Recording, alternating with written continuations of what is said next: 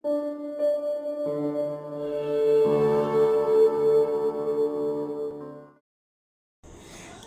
Friends, আমার আরও একটি নতুন ব্লগে তোমাদের সকলকে ওয়েলকাম আর অনেক ভালোবাসা। আশা করছি তোমরা সবাই ভালো আছো, আর তোমাদের ভালোবাসায় আমরাও বেশ ভালো আছি। তো এখন বাজে সকাল 8টা, আর এখন থেকেই তোমাদেরকে সাথে নিয়ে আমি আমার ব্লগটা সুন্দরভাবে শুরু করছি। তো দেখো, প্রতিদিনের মতন ঠাকুরকে প্রণাম করে বেরিয়ে পড়লাম বাইরে। আর বাইরে বেরিয়ে আগে আমি প্রথমে যা করি, প্রথমেই আগে দেখো সবুজ গাছপালা, প্রকৃতির এই দৃশ্য না দেখলে আমার যেন কাজে এনার্জি আসে না। আর এত সুন্দর ওয়েদারটা ছিল, কি বলবো তোমাদের, সুন্দর ঝলমলে রোদও উঠেছে, দেখেই যেন মনটা ভরে গেল। প্রকৃতির এই দৃশ্য সত্যি খুব সুন্দর। আর চলো এবার প্রথমেই আগে একটু দৌড়ে জল দিয়ে নিই, তারপর বাকি কাজগুলো করব। আর হ্যাঁ, আজকে হচ্ছে সোমবার, আজকে তোমাদের দাদাভাইয়ের ছুটির দিন। আর আরেকটা কথা, তোমাদের সবাইকে ভেরি গুড মর্নিং। এটা তো বলাই হয়নি, যেহেতু সকাল সকাল উঠেছি। সকাল সকাল নয়, 8টা বাজে, ভোরবেলা নয়, বেলাই হয়েছে, তবুও মর্নিং আছে, তাই তোমাদের গুড মর্নিং বললাম। আর দেখো, দৌড়ে জল দিয়ে আগেই চলে এলাম একটু ফ্রেশ হতে। তো আগে ব্রাশ করে নিই, তারপর কাজকর্ম সারা যাবে।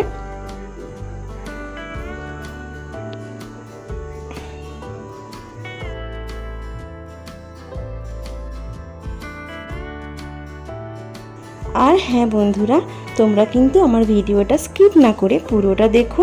আশা করছি প্রতিদিনের মতন আজকের ভিডিওটাও তোমাদের বেশ ভালো লাগবে।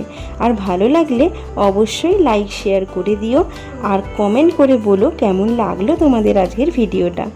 আর ভালো লাগলে অবশ্যই লাইক করে দিও, বলেই দিলাম। আর এখনও যারা সাবস্ক্রাইব করোনি আমার চ্যানেলটিকে, সাবস্ক্রাইব করে আমার পাশে থেকো, সঙ্গে থেকো।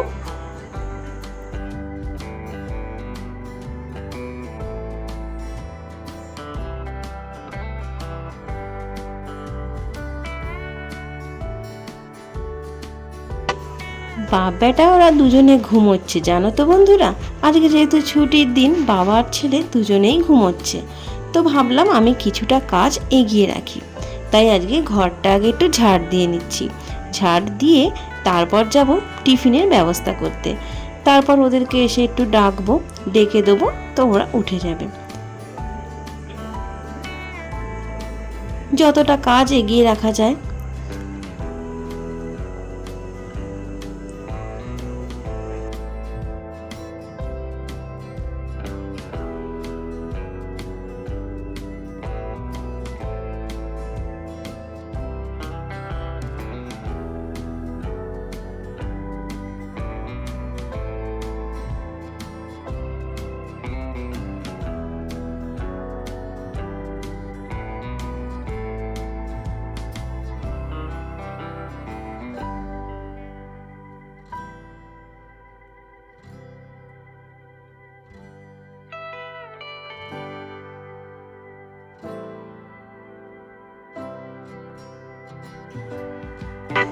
সংসারে প্রতিদিনই মেয়েদের কিন্তু একই কাজ। ঘর মানে উঠেই সংসারে নানা রকম কাজ, ঝাড় দেওয়া, বাসন মাজা, ঘর মোছা, রান্না করা, ছেলে মেয়ে দেখাশোনা করা, বরের খাবার তৈরি করা, এটাই কিন্তু কাজ থাকে। কিন্তু ভালোবেসে আমরা করি বলে এটাকে কিন্তু কাজ বলেই মনে হয় না। সংসারের কাজগুলোকে নিজের মতন গুছিয়ে করলে কিন্তু কোনো কাজটাই কাজ মনে হয় না। তো যাই হোক, তোমাদের কেমন লাগে জানি না, আমার কিন্তু বেশ ভালোই লাগে। আর বেশ হাসি মুখেই সমস্ত কাজগুলো আমি করে নিই একা হাতেই। আর দেখো, এইদিকে একটু ঘুগনি আমি ঘুগনিটা গরম করছিলাম। আগের দিন রাত্রেবেলা আমি করেছিলাম ঘুগনি আর রুটি, তো একটু সকালের জন্য বাঁচিয়ে রেখেছিলাম, যাতে টিফিনের আর ঝামেলা না থাকে। তো ঘুগনিটা একটু জল দিয়ে পাতলা করে নিলাম। আর খাবো, আটাও মাত্রে মাখাই ছিল, মেখে একটু বেশি করে রেখেছিলাম, যাতে সকালবেলা আর কষ্ট করতে না হয়। দেখবে ছুটির দিন, তোমাদের দাদাভাই যেদিন ছুটি থাকে না, সেই দিন আমারও যেন ঠিক মানে মনে হয় যেন আমারও বেশ ছুটি যদি থাকতো, এরকম মনে হয়। মানে ওর সাথে সাথে আমিও যেন একটু ল্যাদ খাচ্ছি এরকম কুড়েমি লাগে আমারও। তো যাই হোক, কুড়েমি লাগলে তো হবে না, কাজ তো করতেই হবে। তো দেখো ওদিকে টিফিনটা আমি রেডি করে চলে এসেছি এদিকে বিছানাটা একটু গুছিয়ে নিতে। ওরা উঠে পড়েছে। টিফিনটা রেডি করবো, তো তরকারিটা গরম করেছি, রুটিটা কিন্তু এখনও আমার হয়নি। তো যাই হোক, এদিকটা আমি সামলে নিয়ে তারপরে যাব রুটিটা করতে। তরকারিটা আমার গরম হয়েই গেছে, আর আটা তো মাখাই আছে, শুধু রুটিগুলো বেলবো আর সেঁকবো। তো ওরা গেছে উঠে বাইরে ব্রাশ করতে, বাইরে ঘুরে ঘুরে বাপ বেটায় গেছে ব্রাশ করতে। তাই ভাবলাম এদিকে কাজটা একটু সেরে না নিলে আবার ছেলে এসে ওই বিছানায় সমস্ত বালিশ ফালিশ কিছু তো গোছাবেই না, আরও রণ্ডভণ্ড করে কিছুতেই গোছাতে দেবে না, নোংরা করে রেখে দেবে। তাই ভাবলাম এই ফাঁকে একটু কাজগুলো সেরে নিই। তো দেখো এদিকের কাজটা, ঘরের কাজটা সেরে চলে এসেছি আবার রান্নাঘরে। আর মেয়েদের কিন্তু রান্নাঘরেই, মানে আমার বিশেষ করে রান্নাঘরেই অর্ধেকটা সময় কেটে যায়। মানে আমার সমস্তটা কাজ যেন রান্নাঘরেই হয়, সারাদিনের বেশিরভাগটাই রান্নাঘরেই আমার কেটে যায়।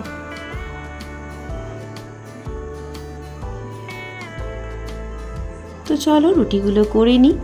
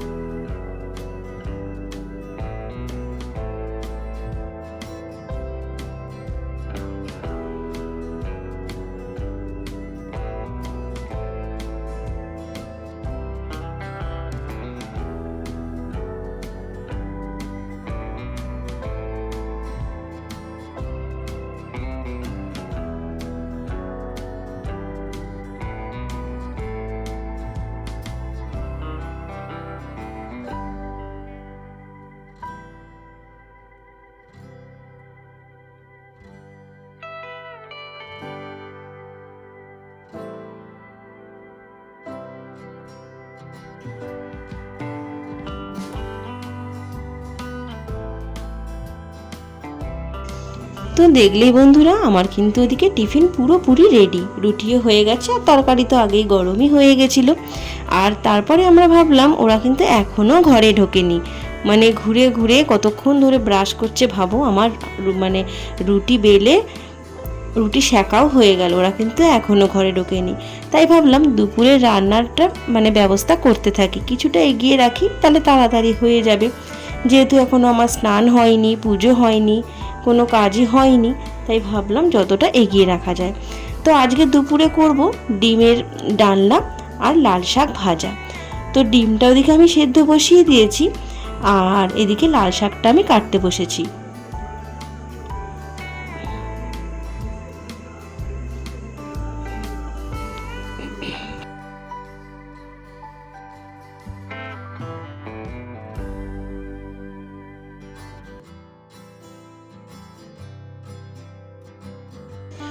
জানো তো, লাল শাক কিন্তু আমার খেতে ভীষণ ভালো লাগে। লাল শাক শুধু নয়, মানে শাক জিনিসটাই আমার খুবই ভালো লাগে।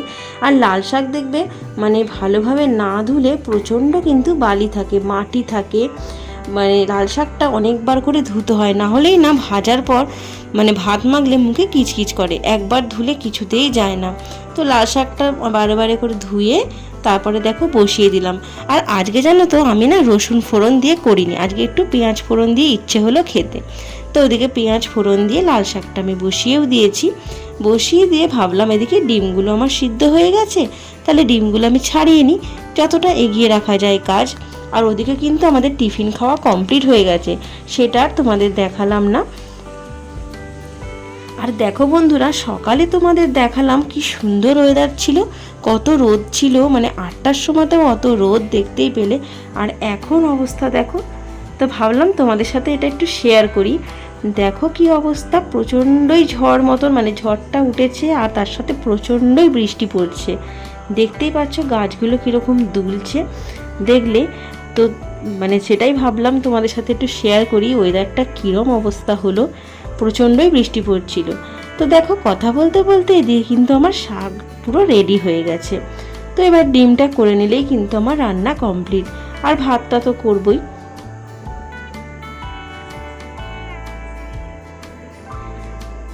আর দেখো বন্ধুরা, তোমাদের দাদাভাইকে কিন্তু আজকে আমি একটা কাজ দিয়েছি। তো আজকে বললাম একটু বাথরুমটা নোংরা হয়েছে, মানে নোংরা বলতে ভীষণ স্লিপ হয়েছে, তো বললাম একটু বাথরুমটা পরিষ্কার করে দিও। তো তোমার দাদাভাই কিন্তু আমার কথা মতো করেও দিয়েছিল। তো আমি বললাম আমি এদিকে একটু রান্নার ব্যস্ত আছি, তুমি একটু বাথরুমটা পরিষ্কার করে দেবে। তো ও কিন্তু একেবারেই রাজি হয়ে সঙ্গে সঙ্গে কাজটা কিন্তু করে দিয়েছিল।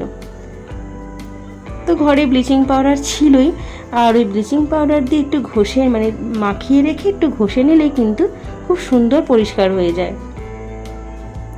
তো ভাবলাম সেটাও একটু তোমাদের সাথে শেয়ার করি, তোমাদের দাদাভাই ছুটির দিনে কি করে সেটাই তোমাদের দেখালাম। ওরও কিন্তু মানে ছুটির দিন থাকলে কি হবে, বাড়িতে কিন্তু কাজ থাকে, মানে ছুটির দিন বলে আমি একা কেন কাজ করব, তাই তোমার দাদাভাইকেও কিন্তু আমি কিছু না কিছু কাজ একটা দিয়ে দিই, দুজনে মিলেমিশেই কাজ করব।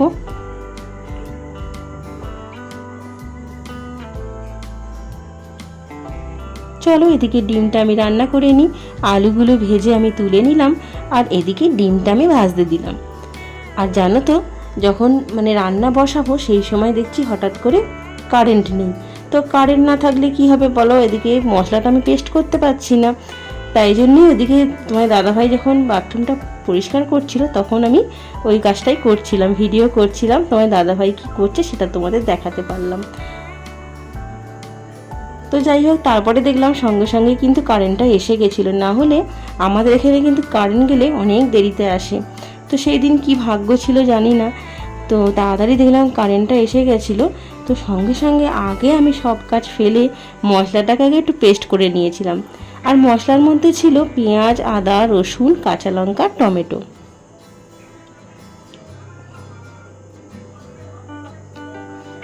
আর যদি কারেন্ট না আসতো তাহলে হয়তো আমাদের শুধু শাক ভাজা দিয়েই ভাত খেতে হতো।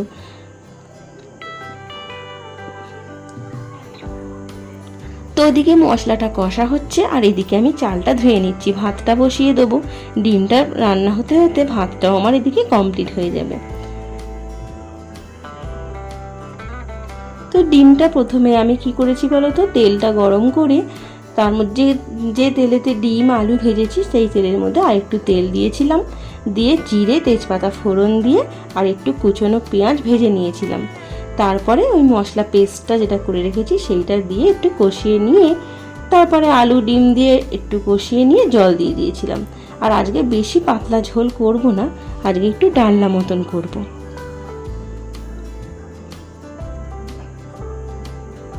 তো এদিকে দেখো আমার ডিমের ঝোল কিন্তু মোটামুটি রেডি হয়েই গেছে, লাস্টে একটু গরম মশলা দিয়ে নামিয়ে নিলেই আমার কিন্তু ডিম রেডি।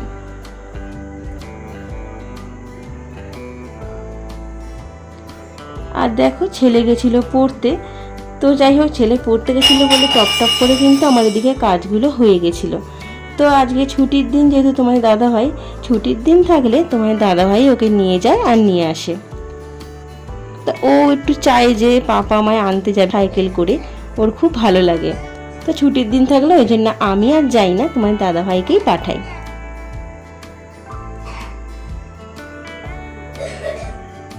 আর এদিকে দেখো ডিম কিন্তু আমার পুরো কমপ্লিট, আর পাত্রে ঢেলেও নিলাম। আর ওদিকে ভাতটা কিন্তু আমার ফুটছে, ভাতও কিন্তু আমার মোটামুটি হয়েই গেছে।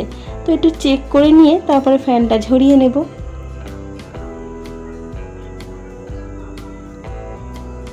রান্নাটা কমপ্লিট হলে বাকি কাজগুলো কিন্তু আমি করব। ঘর মোছা আছে, বাসনগুলো মাজা আছে, তারপর স্নান করব, পুজো দেব, ছেলেকেও স্নান করাবো, তারপরে ছেলেকে খাইয়ে তারপরে আমাদের একটু নিস্তার।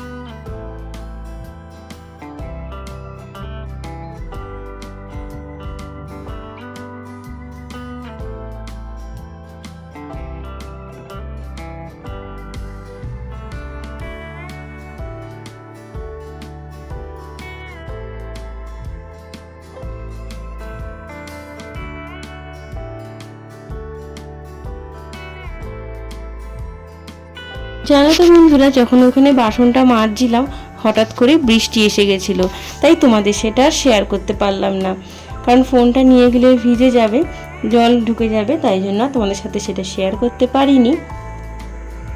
আর এদিকে দেখো তোমার দাদাভাই কিন্তু আবার একটা কাজে লাগিয়ে দিয়েছি। কি বলতো, পর্দাগুলো না, এগুলো কি বলতো, আমাদের শীতকালে যেহেতু খোলা পুরো বারান্দাটা ভীষণ হাওয়া ঢোকে, তাই জন্য এই পর্দাগুলো লাগিয়েছিলাম যাতে হাওয়াটা কম ঢোকে, ঠান্ডাটা কম লাগে।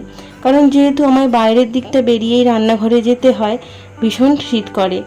আর যেহেতু এখন গরমকাল, এখন তো আর লাগছে না, তাই ভাবলাম রোদ্দুরে তো নষ্ট হয়ে যাবে, তাই এগুলো তুলে খুলে দিতে বললাম। আমি তো হাত পাবো না, তাই বললাম তোমার দাদাভাইকে খুলে দিতে, তাহলে আমি এগুলো কেচে এবার তুলে রাখবো। তো দেখো এবার আমার স্নানও হয়ে গেছে, সব কাজকর্ম সেরেও নিয়েছি। এদিকে স্নানটাও হয়ে নাইটিটা মেলে দিলাম, দিয়ে এবার যাব পুজো করব, তারপরে ছেলেকে স্নান করিয়ে খাওয়াবো।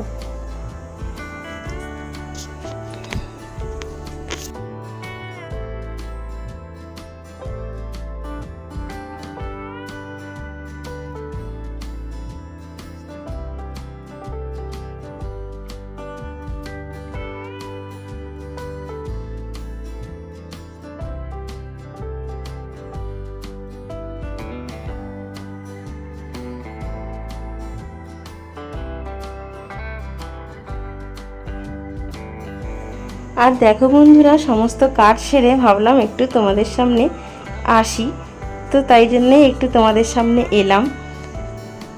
তো একটু রেস্ট নিচ্ছিলাম, নিয়ে একটু আমরাও তারপরে খেতে বসবো। আসলে সকাল থেকে একভাবে করছিলাম, তাই তোমার দাদাভাইকে বললাম দাঁড়াও একটু, সব কাজ সেরে নিয়েছি, একটুখানি দাঁড়াও, বাইরেটা একটু ঘুরে নিই, তারপরে খেতে দিচ্ছি। আর খেয়ে দিয়ে উঠে আজকে জানো তো এক জায়গায় যাওয়ার আছে। কোথায় বলো তো? বলছি তোমাদের, আজকে কিন্তু একটা বড় কাজ আছে, তার জন্য আমাদের বেরোতে হবে।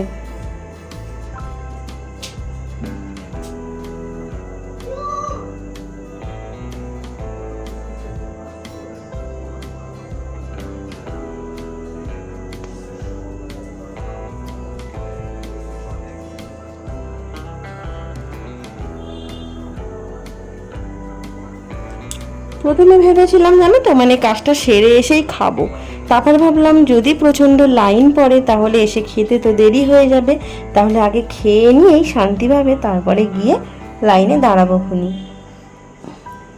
তো জানো তো, আজকে যেহেতু 20 তারিখ ছিল, তো আমাদের এখানে আজকে ভোট ছিল, তাই যাচ্ছিলাম ভোট দিতে। তো খেয়ে দিয়ে একবারে রেডি হয়ে তারপরে যাচ্ছিলাম ভোট দিতে। তো দেখতে পাচ্ছ বন্ধুরা, ভালোই কিন্তু মোটামুটি ভিড় আছে। তো দুপুরের দিকটা যেহেতু, ওই জন্য খুব একটা ভিড় নয়, তবুও ভিড় ছিল, ভাগ্যিস খেয়ে দিয়ে এসেছিলাম। আর দেখো তোমাদের আঙুলটা আমি দেখাচ্ছি, কালিটা দিয়েছে, সেটাই তোমাদের সাথে শেয়ার করলাম। তো চলো আজকের মতো না ভিডিওটা আমি এখানেই শেষ করছি। তোমরা সবাই ভালো থেকো, সুস্থ থেকো।